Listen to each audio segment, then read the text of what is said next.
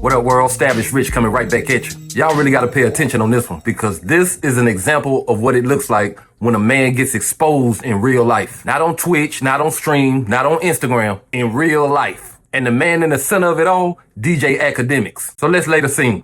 Akademiks, who has spent the last year of his life being one of the biggest Drake defenders on earth, who turned the Kendrick Lamar battle into a personal campaign, pulled up the Kendrick Lamar's own Grand National Tour in Detroit. And who does he run into? Dave Free. Not just Kendrick's business partner, not just his creative director, not just his right-hand man, but the man who helped orchestrate Kendrick's entire comeback. And what does Dave Free ask him? What are you getting from this? Is Drake paying you? Now right here, this is the point where a real man stands on what he said publicly. But instead, Ak says, I was insulted. I was offended. I couldn't believe he thought I was a purchased commodity. Wait a minute. You mean to tell me after spending months publicly tearing down Kendrick Lamar, after mocking his family, after questioning his manhood, after calling Dave Free his child's father, after making joke after joke after joke on stream, you finally see the man in person and you feel insulted? Come on, dawg. You should feel exposed. Like, the people who I've defended the most, I've never gotten paid from. Now I have my platform benefited? Yeah, of course. But, again, like, we don't do pay for play. Like, you can't buy my opinion. I've always said, the moment you can buy my opinion, I don't matter.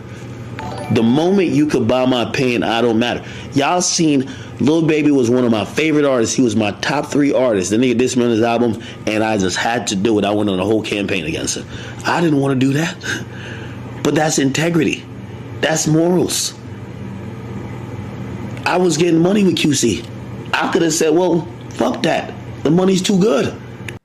So, that was something that I was a little taken aback by because I couldn't believe it. And I think Dave Free's a very intelligent guy. I couldn't believe he thought that I was getting paid to maybe have the opinions or the POV that I have.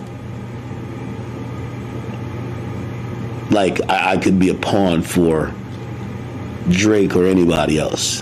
That just wouldn't happen. Nevertheless, there was some good conversations. I've gotten, I got Anthony's contact, and hopefully, I told him, I said, listen, throughout the battle, we probably definitely came off very biased, not only because I like Drake and he's my favorite rapper. And anytime my favorite rapper is going against another person, if he's my favorite rapper, I'm going to say my favorite rapper is going to win. But you guys lost communications with us at that time because again, whether I preferred Drake or not, if you choose to not clear anything up, like today we're talking, they mentioned a few things I didn't know. But when you choose not to involve yourself in clarifying the narrative gets written without you. It always happens like that. I'm in the media. I know how it goes. So, hopefully, my stance won't change. Drake's my favorite rapper. It won't change ever. Okay. Even if me and Drake beefing, well, depending on what beef, because when I hate a nigga, I really hate a nigga. But,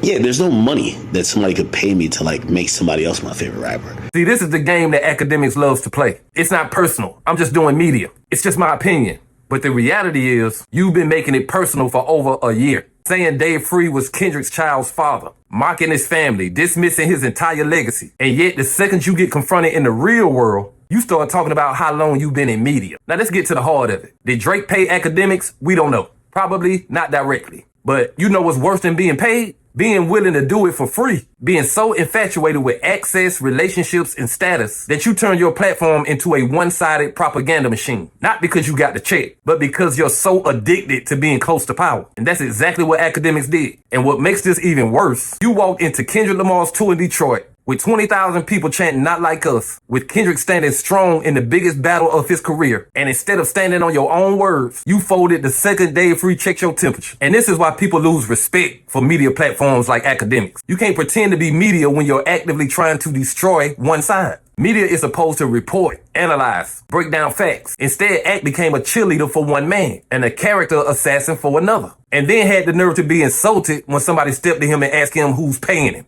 Here's the bottom line. Akademiks stands for nothing but access. It ain't about hip hop. It ain't about the truth. It definitely is not about the culture. It's about staying close to powerful men. And as long as he feels he can benefit from being close to Drake, he will continue to lick boots and smile like everything he says is just media. But when the pressure comes in real life, he gonna fold like a lawn chair. And that's what this whole story has just exposed. Online, Akademiks is loud, he's brash, he's aggressive, he's fearless. In real life, he's humble, he's nervous, he's defensive. Because when you sit face to face with the people you've been disrespecting for over a year, them internet comments can't protect you no more. And that's why I feel like this was not just a moment, this was an embarrassment. Not because Dave Free yelled at him, but because Dave Free simply asked him a question and he couldn't stand on his own words. He was a coward in the face of accountability. And that's what happens when your mouth writes a check your ass can't cash. Like, comment, subscribe, establish R.I.C.H. I'll be back with another one. Peace.